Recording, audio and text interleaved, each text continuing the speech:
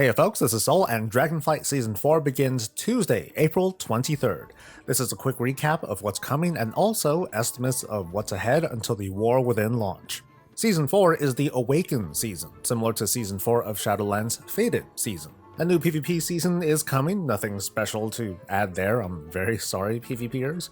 Awaken Dragonflight raids and outdoor content will rotate on what is reported as a bi-weekly rotation. We can expect the first 2 weeks of the season to empower the Vault of the Incarnates raid and will be supported by a weekly quest to complete the Siege of Dragonbane Keep, a Grand Hunt, and the Community Feast. We'll be awarded with champion gear and a crafting spark or half spark. The second 2 weeks will cover Aberrus, and the weekly quest will cover both the Researchers Under Fire and the Time Rift event. The third part of the rotation will awaken the Emergisul raid, and the weekly quest will cover Dream Surges and the Super Bloom. While they're awakened, the raids and activities will give boosted rewards that reflect the season's elevated item level. When not awakened, the raids are expected to go back to their original season item level, and outdoor activities will award gear at the Explorer or Adventurer level. Basically, you can expect similar gearing from raids and faster gearing up to champion level from outdoor content. Complete the raid in normal and higher difficulty to earn a mount, a title, and raid portals. Dungeons are getting a big overhaul aside from the increased item level from the new season. While normal dungeons aren't changing, heroic dungeons are going to be tuned to be roughly 9 item level more difficult than before, although keep in mind the upgrade system that makes early gearing pretty quick. Mythic Zero dungeons are getting a bigger bump.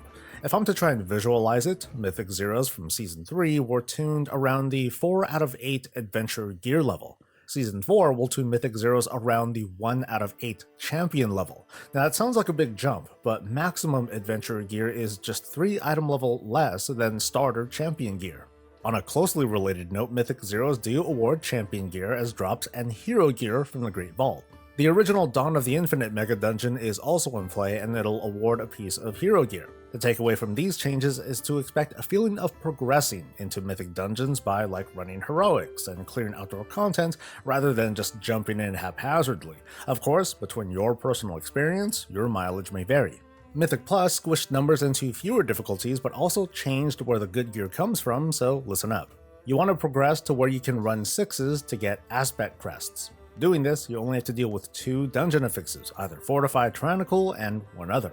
Run 8s to get aspect gear from the vault each week, and again, you only deal with 2 affixes. 10s and higher are when the third affix finally kicks in, and it's at this point you're pushing past gearing and towards the competitive side of dungeon running. A new item will be dropping from seasonal content called an Antique Bronze Bullion. Exactly how it's obtained isn't fully understood. Reports have shown it as a reward for completing the weekly dungeon event, and we were told that it comes from season content. So we're going to presume that it'll drop in pretty much all raid difficulties, rated PvP, maybe Mythic Zero, and higher dungeons. This bullion can be used to buy weapon appearances from the Dragonflight raids and the Slime Cat from Shadowlands Season 4.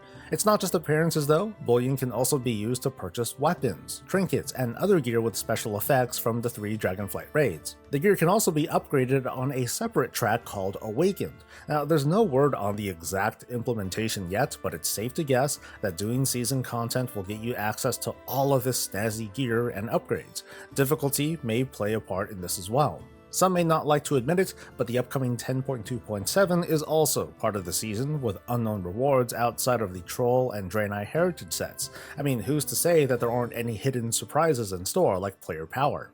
Season 4 is starting at an off date, but Dragonflight patches are expected to continue at the 8 to 10 week cadence before the War Within launch. I'm gonna throw out a few predictions for fun, but if you're feeling risky, maybe you can start making plans early. We know that 10.2.6 launched on March 19th, and we know that Season 4 will begin April 23rd with the reopening of Vault of the Incarnates. 10.2.7 can launch anywhere between May 14th and May 28th based on trends, but I'm gonna guess the 21st, 9 weeks into 10.2.6.